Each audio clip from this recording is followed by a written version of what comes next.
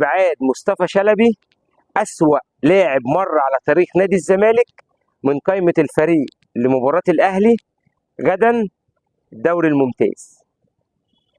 أسوأ لاعب مر على تاريخ نادي الزمالك مش عاجبه إن يقعد دكة بقرار من الجهاز الفني.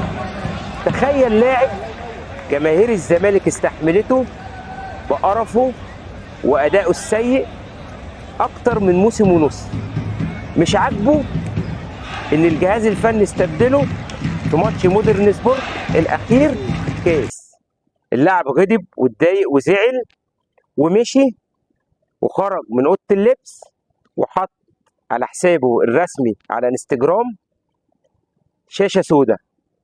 يا شيخ عقبال ما تمشي من نادي الزمالك خالص، احنا زهقنا منك وخدت فرص كتير وانت مصمم تبقى اسوأ لاعب او اسوأ جناح مر على تاريخ نادي الزمالك. ده انت عمرك ما انضميت للمنتخب من ساعه ما انضميت لنادي الزمالك، رغم ان كل الاجنحه اللي مرت على تاريخ نادي الزمالك سواء اجانب او مصريين انضموا للمنتخب.